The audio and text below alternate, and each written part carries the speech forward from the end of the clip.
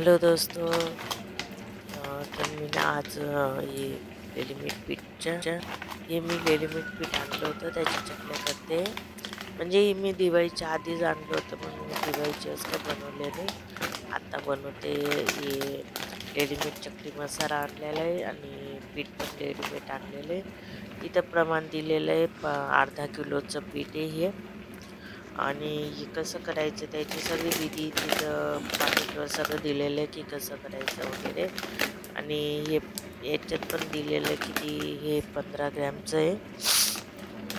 तर टोटली हे सगळं तिथं दिलेलं आहे, मी सगळं वाचलं. त्यानंतर मग मी पहिल्यांदा हे पीठ बनवते. मी याच्या आधी कधी आणलेलं नाही आहे, पण मग मी पहिल्यांदा बनवत होते, म्हणतात चला तुमच्यासोबतही शेअर करू की कसं बनवायचं. तर इथं मी थोडंसं कोमट पाणी घेतलं आणि तेल पण थोडंसं कोमट गरम केलेलं आहे. आणि त्यानंतर मग मी हे पिठामध्ये टाकेल. आधी हे आता पाकीट फोडून घेते मी आधी. पाकीट फोडून घेतलं आणि त्याच्यामध्ये मग मी आता पाणी आणि जे तेल आहे ते टाकेल. आणि त्याच्या आधी मी मसाला पण मिक्स केला त्याच्यात.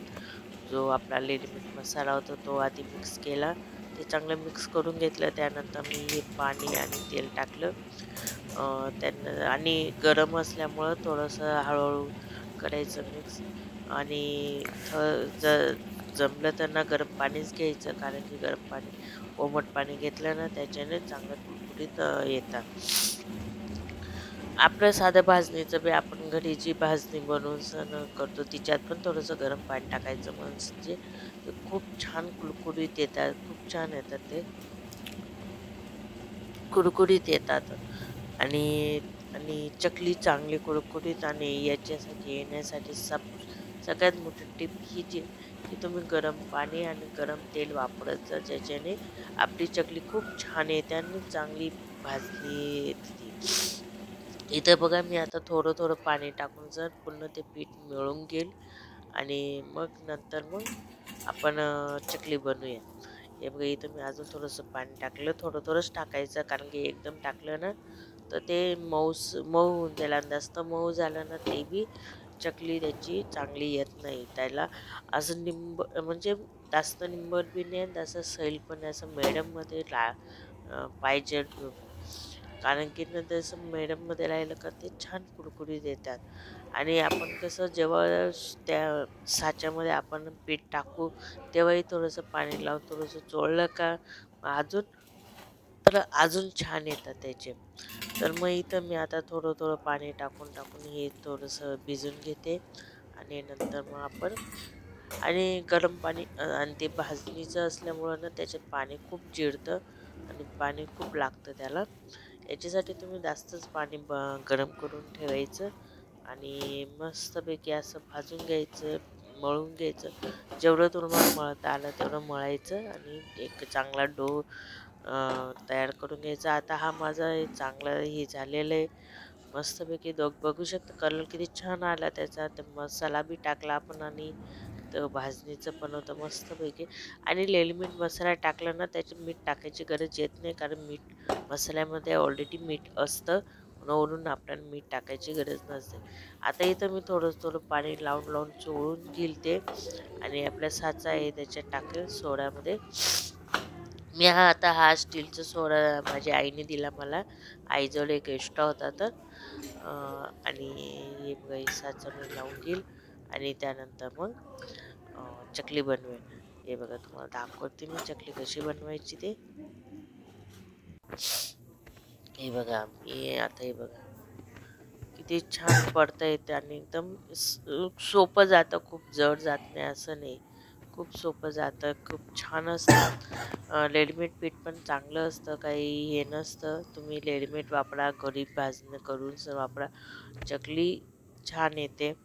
फक्त थोडीशी मेहनत लागते त्याला, पण मग ती जेवढी मेहनत आपण केली तेवढी ती चकली छान येते आणि कुरकुरीत येते, चवीदार येते. तुम्हाला काय सांग आणि मेहनत तर प्रत्येकाला लागते. प्रत्येक कोणताही आयटम बनवा तुम्ही, त्याला मेहनत लागतेच आणि जेवढी मेहनत तुम्ही करणार तेवढी ती कुरकुरीत छान येते वस्तू. आणि हे बघा इथं माझं आता चकली सगळ्या पाडून घेतल्या मी. मी ना थोड्या-थोड्या पाडते. जेवढ्या पाडल्या का तेवढ्या तळते, जेवढ्या पाडल्या का तेवढ्या तळते हे. मग इथं माझं तेल गरम झालेलं आहे. आता इथं माझं तेल गरम आहे आणि आता इथं मी सगळ्या चकल्या एक-एक करून थोडे-थोडे तळून घेईल आणि नंतर मग तुम्हाला दाखवते. आणि थोडेसे असे लालसर होऊ द्यायचे मस्तपैकी. त्याच्याने कुरकुरीत आणि गॅस मिडियम ठेवायचा. जास्त फुल गॅस ठेवला तर मग ते मऊ राहून जातील. मिडियम ठेवायचा. होऊ शक्यतो पूर्ण कमी गॅसवर ठेवला तरी चालेल. थोडंसं पण मिडियम गॅसवर ठेवायचं आणि मस्तपैकी येतात चकल्या. खूप छान लागतात या भाजणीच्या चकल्या. रेडीमेड पीठच्या पण आमच्या घरी तर संपल्या पण त्या.